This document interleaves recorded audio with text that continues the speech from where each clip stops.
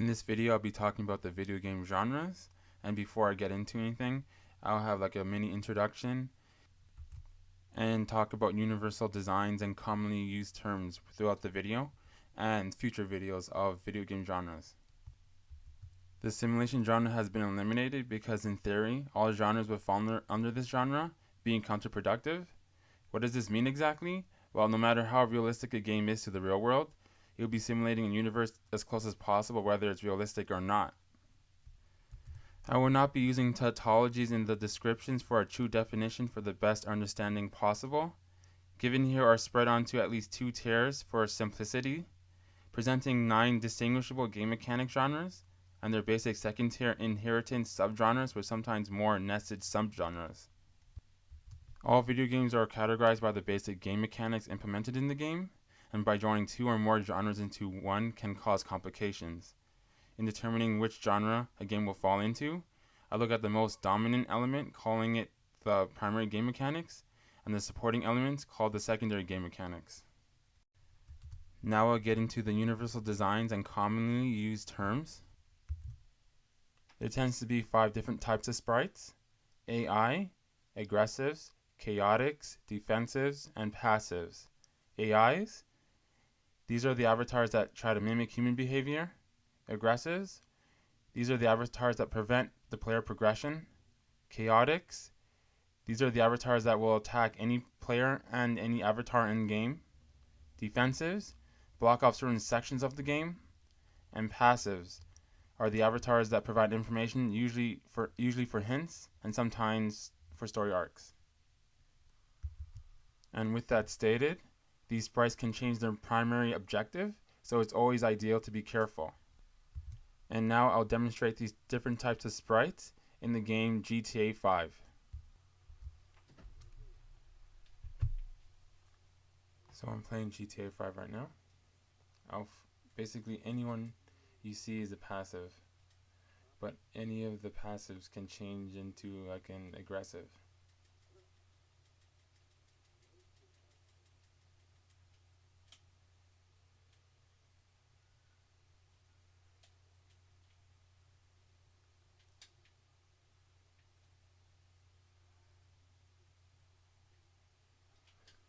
Like that person right there, he just ran me over. Well, it's more to get away, to tell you the truth, but there are some people that will fight you.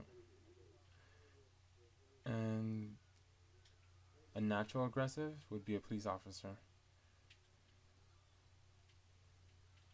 That's below me right now.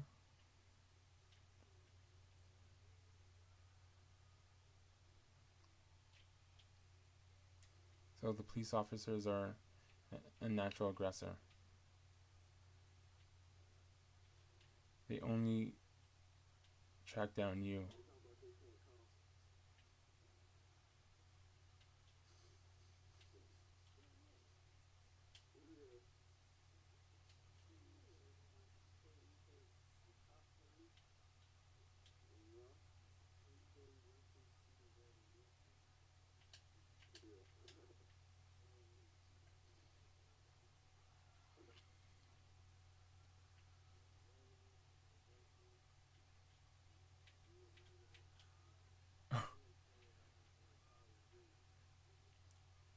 I don't think there's any chaotics in GTA.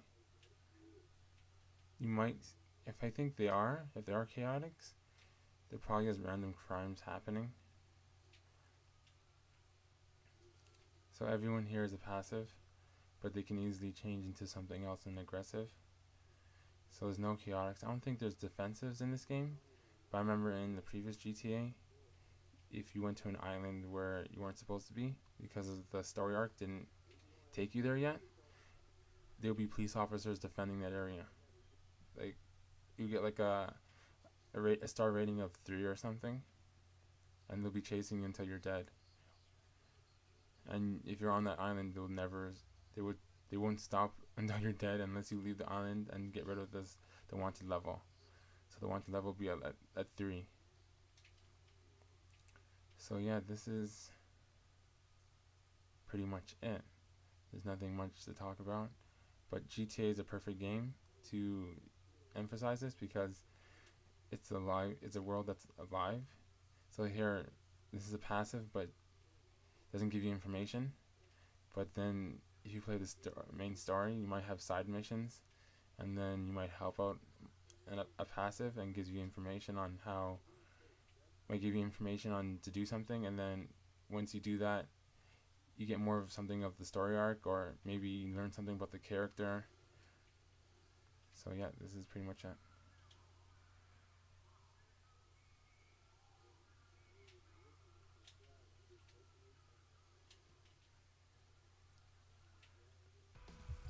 Algorithm, in a simple sense, is a way of handling a situation by performing tasks in a certain order to produce replicable, desirable results. Avatar is the controlled character, object, or element in the game to allow the player to progress through the game.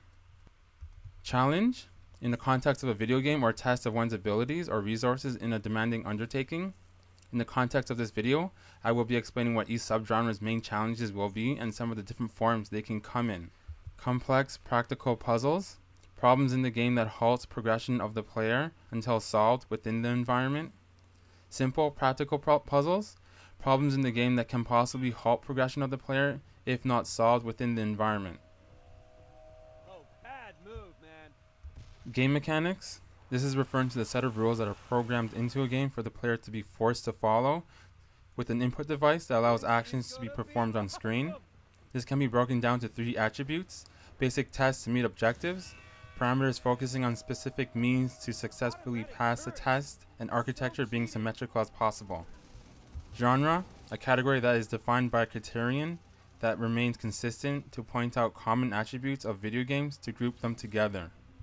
Indirect control, this generally entails that the player will give the controlled avatar instructions to perform instead of controlling the avatar to perform those instructions. Direct control, this is talking about having buttons, actions, or instructions mapped to an avatar on screen for player progression. Linear level design, this generally means that the level design of a video game has one path to take to beat the game and or one path to get to a certain destination.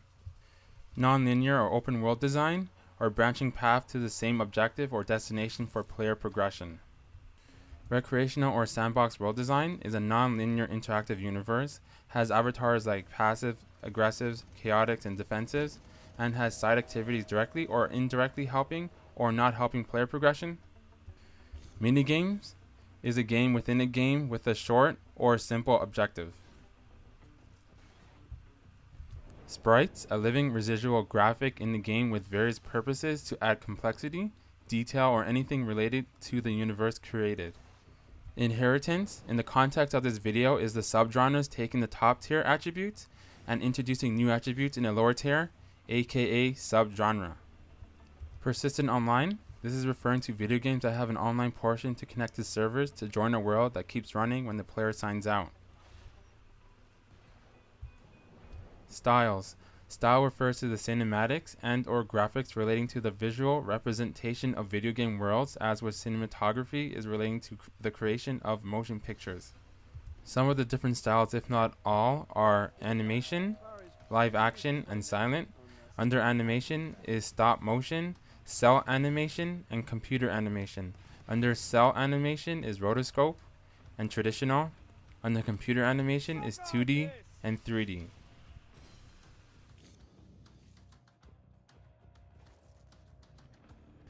Lastly, video game is an algorithm-filled environment to handle all possible actions of an end user, human player, to control the end user to the point that the algorithms do not break when handled with the combination of actions from the end user. The algorithms also help create barriers as well, provide the user with tests to pass, and can grant various rewards to passing specific tests and or challenges, and have a tendency to acquire the user to work towards a long-term objective. The last thing that these algorithms can create are sprites, a living residual graphic in the virtual environment that can associate or disassociate in the following categories as potential threats to all participants, despite their primary functions are aggressive, defensive, passive, chaotic, and AI.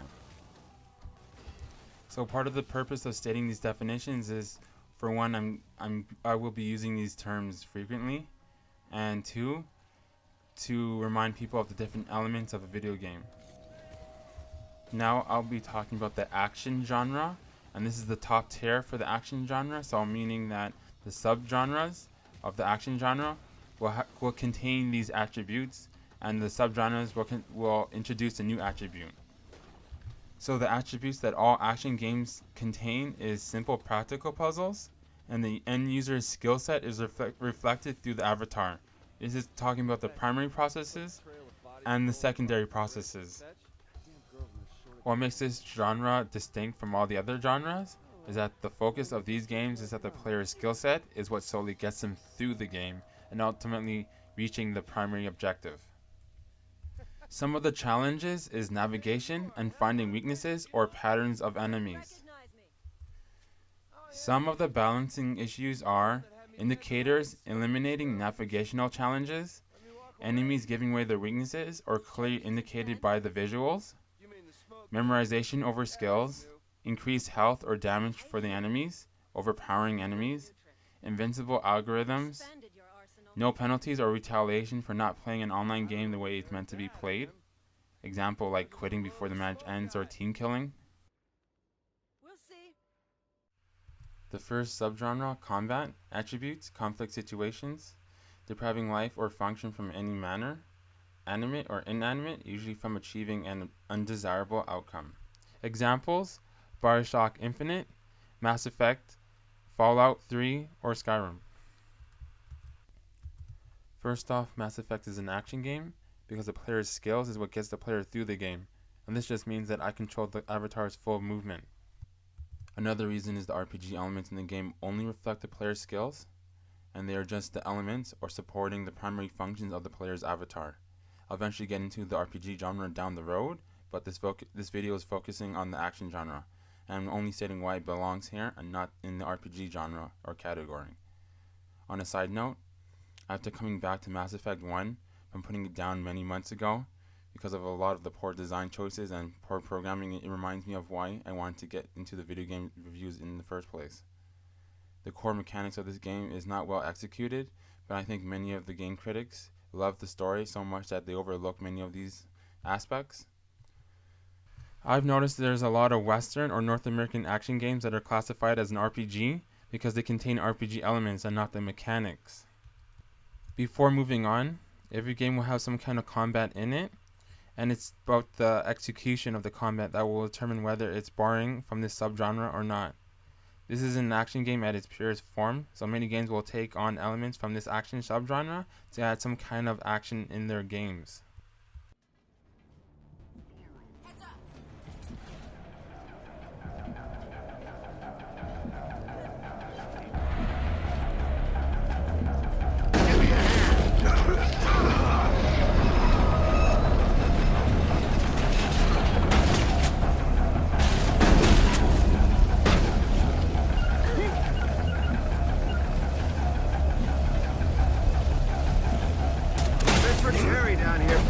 We lost a lot of men.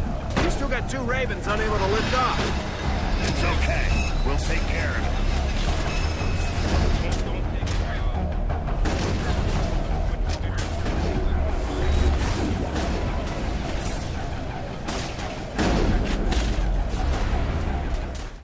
The next subgenre is platform, attributes, temporary air suspension techniques, and or free running, using the environment to go beyond limitations of typical movement, and jumping is the means or in tandem of other mechanics to obtain the objective through a game beyond small segments. This includes basic jumping. Examples: Call of Duty Advanced Warfare, Infamous 1-3, Devil May Cry 2013 reboot. Why is Infamous and Call of Duty Advanced Warfare here?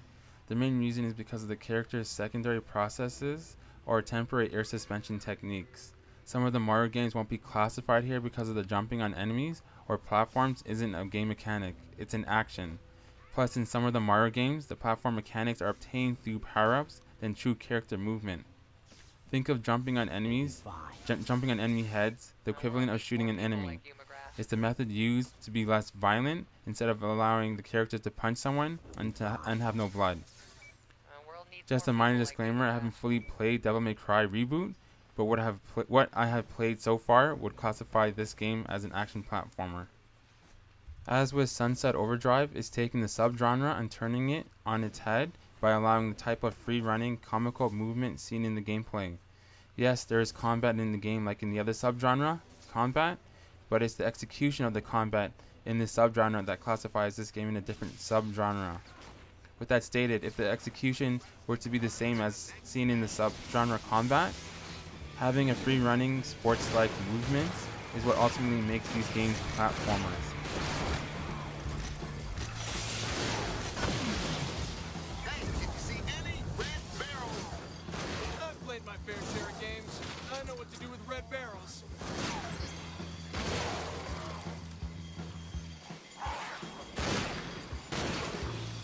Audio surveillance, X-0. Needing facilitation. Are you there, John? Now that you've infiltrated the First Sons in Empire City, it's time I introduce you to my kind.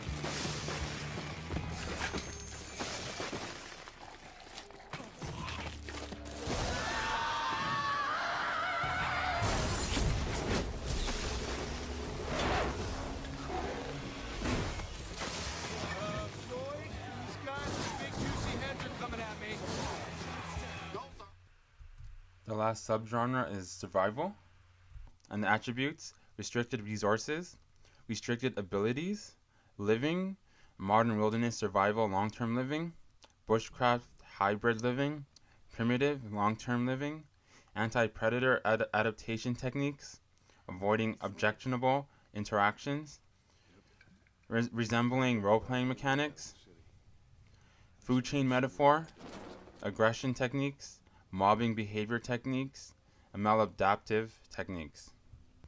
Examples would be Splinter Cell Conviction, Metal Gear Solid 3 Subsistence, and Left 4 Dead. Typically, games that are survival are horror games, but keep in mind that these genres are by game mechanics, not by story design. This kind of bleeds into the film genres, but descriptions like sci-fi or fantasy are realities, and descriptions like comedy or drama are story designs. Since video games can have stories, it's natural to say a video game is a survival horror game. But since this isn't cross-referencing other types of genres, titles like horror or fantasy are left out, and are focusing more on the gameplay classifications for less confusion. Many of the survival games make the player a prey when it comes to one-on-one in terms of action survival games, and will design or force the player of using many other options to overcome situations. Left 4 Dead is a good example because the player can get a boatload of ammunition, but if they try to do things alone, they won't make it far. This is the major difference between combat and survival. Master Chief has allies, but can take on the Flood, Covenant, Forerunners, and any other enemies, as opposed to the characters in Left 4 Dead. Besides Left 4 Dead single player being broken by design since it replicates the online with AI instead of redesigning levels for a solo player experience like Halo. A practice I find makes the game mode worthless due to a copy and paste game mode design. Some games that allow different approaches like Metal Gear Solid, instead of having a game over when caught, the player can choose to fight off the unlimited amount of enemies spawning or keep it stealthy to agree to make it easier in one way but difficult in others.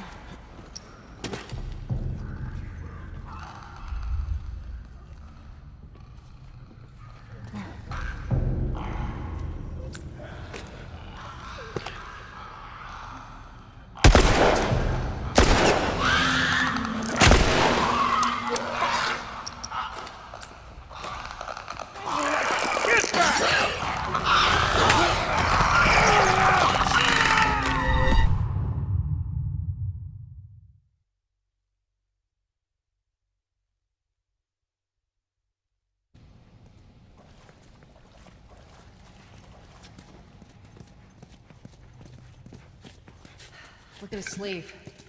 Firefly. Yep. These guys aren't doing well in or out of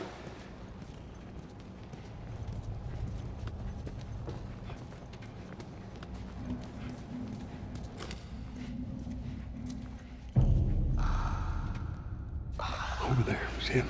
Shit. God, we're almost out. Okay, Joel, you take point. I'll watch the rear. Ellie, no matter what, you stay right on his heels. Sure. With this video, I have corrected some of the mistakes I had with the initial action video game genre video, because what I initially did was separate some of the skill-based games that could potentially be esports into the action genre. And the problem with that is that some of the games were classified in two genres.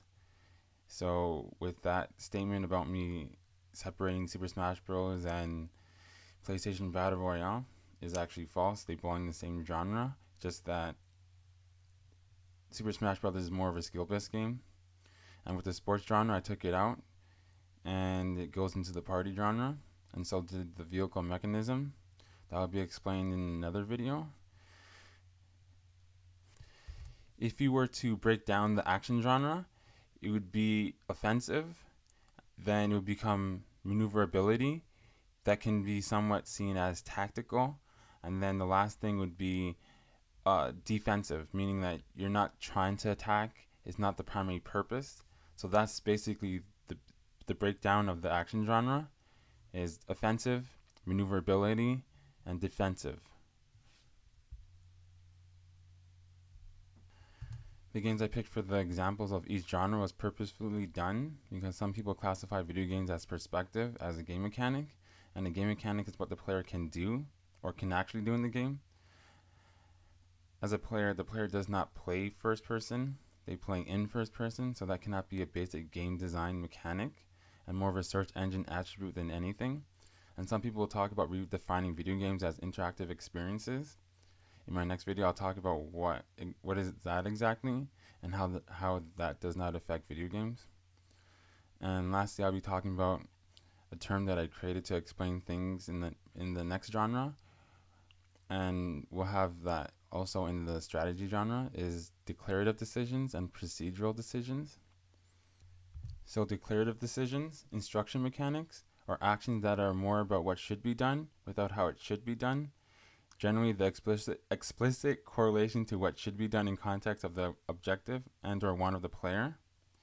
Procedural decisions, or performance mechanic, are actions that are detailing how something should be done that is generally implicit because it's about how one sees something from experience and or advanced knowledge to solve. This is combining knowing what to do in tandem of how to do. I have been busy, so my next video will be coming out soon, but I thought I would fix my previous video first. So that will be it for the action genre. I'll keep up my previous video to show how one thing can have a major impact on the rest of the genres or logic in the genres. So hopefully my next video will be coming out soon. TX3 out.